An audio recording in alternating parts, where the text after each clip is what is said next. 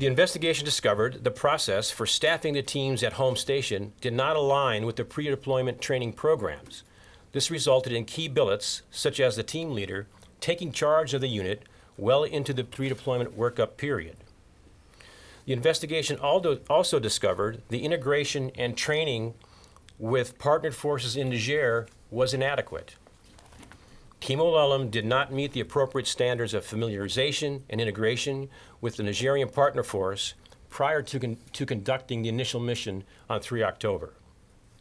In addition, basic social level routine tasks, such as conducting rehearsals for immediate action drills upon enemy contact, were not completed prior to stepping off for this mission. The investigation also found the team inaccurately portrayed the concept of operations for the first of 3 total missions on 3 and 4 October. Staff Sergeants Jeremiah Johnson and Dustin Wright remained with Staff Sergeant Brian Black until overwhelming enemy fire forced them to withdraw. 85 meters southwest of U.S. Vehicle 2, Staff Sergeant Jeremiah Johnson was shot and rendered immobile. Staff Sergeant Dustin Wright stopped, returned to near his teammate's position, and continued to engage the enemy until both were fatally wounded.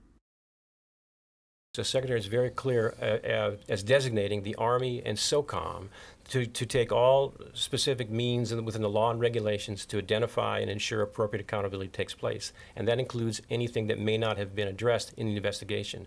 So the accountability itself squarely rests on the shoulders of the Army and United States Special Operations Command as directed by the Secretary. U.S. Vehicles 1 and 3 came under overwhelming enemy machine gun fire, preventing Sergeant LaDavid Johnson from entering his vehicle.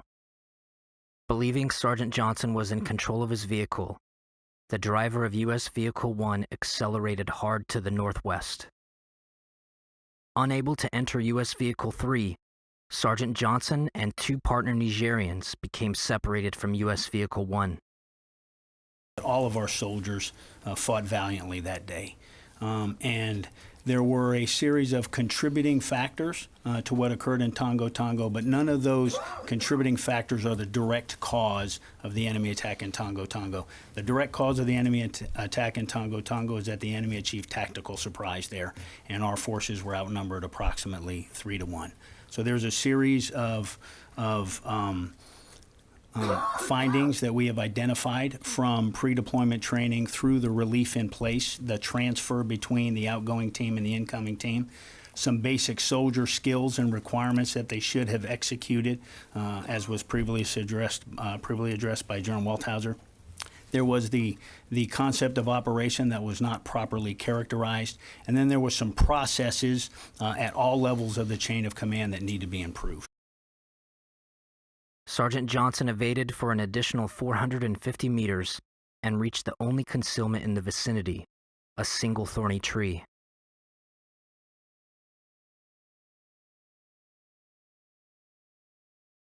At this position, he continued to fight.